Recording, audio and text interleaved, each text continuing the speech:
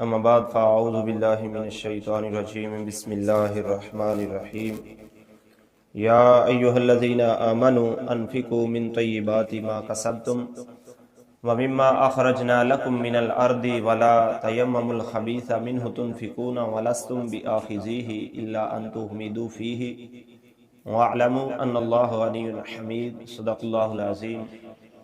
سورۃ البقرہ آیت نمبر 267 ہے۔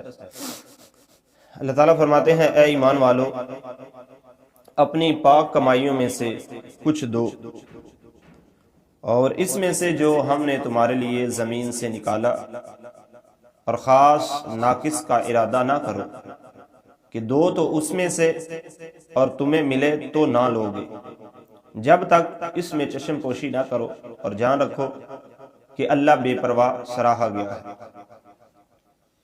تو اس آیت مبارکہ میں اللہ تعالیٰ نے اپنا مال جو ہے وہ اپنی راہ میں دینے کا حکم ارشاد فرمایا ہے، اور اچھا مال جو ہے وہ دینے کا حکم ارشاد فرمایا ہے۔ اللہ فرماتے ہیں کہ اپنی پاک کمائیوں میں سے دو۔ تو اس سے چند مسئلے معلوم ہوئے۔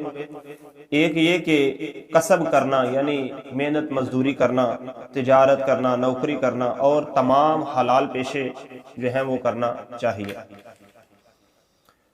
کیونکہ بیکار رہنا اور ایسے ہی کوئی کام کاج نہ کرنا، بیٹھے رہنا، یہ بری بات ہے۔ اس لیے کام کاج کرتے رہنا چاہیے۔ دوسری یہ کہ اپنی کمائی سے خیرات کرنا بھی بہتر ہے۔ تیسرا یہ کہ جو اپنا پسندیدہ مال ہو اس میں سے خرچ کرے۔ چوتھا یہ کہ مال حلال سے خیرات کرے، حرام سے نہ کرے، حرام سے بچے خود بھی اور اپنے اہل و عیال کو بھی بچائے۔ اسی طرح پانچواں یہ ہے کہ سارا مال خیرات نہ کرے، بلکہ کچھ نہ کچھ اپنے لیے اور اپنے گھر والوں کے لیے بھی رکھ لے۔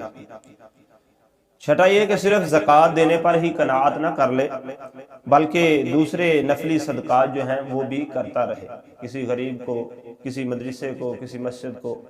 تو اس طرح زکوٰۃ کے علاوہ بھی جو ہے وہ خرچ کرتا رہے۔ آگے اللہ نے فرمایا اور اس میں سے جو ہم نے تمہارے لیے زمین سے نکالا۔ تو اسے معلوم ہوا کہ زمین کی ہر پیداوار میں زکوٰۃ واجب ہے، تھوڑی ہو یا زیادہ ہو، اس کا پھل سال بھر تک رہے یا نہ رہے، کیونکہ یہاں حکم عام ہے، اور اس کی تائید بھی روایات سے ہوتی ہے، جن میں فرمایا گیا ہے کہ جس زمین کو بارش سے سیراب کیا گیا ہو اس میں سے 10واں حصہ زکوٰۃ ہے، اور جس کو کنویں کے پانی سے سیراب کیا گیا ہو اس کا 20واں حصہ زکوٰۃ ہے۔ تو یہ اللہ تعالیٰ نے زمین کی زکوٰۃ نکالنے کا بھی حکم ارشاد فرمایا، جس کو ہم عشر کہتے ہیں۔ اگر وہ زمین جو ہے وہ بارش کے پانی سے سیراب ہوئی ہے، اس کو ٹیوبل وغیرہ یا کنویں وغیرہ کا پانی نہیں دینا پڑا، صرف بارش کے پانی سے ہی وہ اس کا پھل جو ہے وہ پک گیا ہے، تو پھر اس کو 20واں حصہ جو ہے انسان کو نکالنا ہوگا۔ لیکن اگر بارش نہیں بلکہ کنویں سے یا ٹیوبل وغیرہ سے یا نہر سے پانی دیا گیا ہے، جس میں اس کو محنت اور مشقت زیادہ کرنی پڑی، تو پھر وہ 10واں حصہ جو ہے 20واں حصہ جو ہے وہ نکالے گا۔ اگر بارش سے پانی آئے تو پھر 10واں حصہ، اور اگر کنویں وغیرہ سے آئے تو پھر 20واں حصہ اپنی زمین میں سے نکالنا ہوتا ہے، چاہے وہ گندم ہو، مونجی ہو، یا سبزیاں ہو، یا دیگر کوئی بھی فصل ہو، ہر ایک کا یہی حکم ہے۔ اس کو ہم عشر کہتے ہیں۔ تو یہ ہر کسان کے لیے نکالنا ضروری ہے، جو نہیں نکالے گا وہ گناہ گار ہوگا، وہ غریبوں کا، مسکینوں کا حق مارتا ہے۔ تو اس لیے یہ اللہ کے قرآن کا فیصلہ ہے کہ اپنی زمین سے اگر بارش سے پھل دے تو 10واں حصہ، اگر کنویں سے یا نہر وغیرہ کے پانی سے پھل دے تو پھر 20واں حصہ لازمی نکالو۔ جس روایت میں اللہ تعالیٰ نے یہ فرمایا، اللہ کے پیارے حبیب نے فرمایا کہ 5 وسق سے کم میں صدقہ نہیں، اس سے مراد تجارتی زکوٰۃ ہے، یعنی جو تجارتی زکوٰۃ ہے وہ وہی ہے جو عام زکوٰۃ کا حکم ہے، یعنی 40واں حصہ جو تجارت کا مال ہو۔ لیکن جو زمین والا معاملہ ہے اس میں 20واں اور 10واں حصہ ہے۔ لہٰذا ہر کسان کو یہ سوچنا چاہیے کہ اپنے مال سے جو زمین سے حاصل ہوتا ہے عشر جو ہے وہ لازمی نکالے۔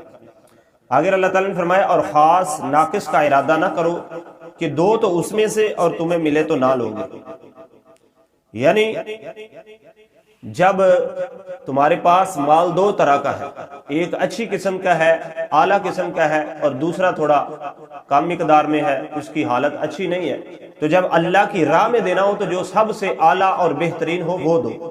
ایسا نہیں ہوگا کہ اگر تم دو تو وہ ردی قسم کا مال جو ہے وہ راہ خدا میں دو، اور جب تم کو لینا پڑے تو تم چاہو کہ ہمیں اعلیٰ اور اچھا ملے، خراب مال جو ناقص مال ہے وہ نہ ملے۔ تو ایسا نہیں ہونا چاہیے، جب دیا جائے پھر بھی اعلیٰ، اور جب لیا جائے تو پھر بھی اعلیٰ کی تمنا جو ہے وہ بہتر ہے۔ یہ نہیں کہ جب دیتے ہیں تو اس وقت جو ادنا ہے وہ دیں، اور جب لینے کی باری آئی تو کہیں ہمیں اچھا چاہیے، ایسا نہیں ہے۔ جیسا دو ویسا ہی لو، جیسا کہ آج کل ہمارے معاشرے میں مشہور ہے، جیسا کرو گے ویسا بھرو گے۔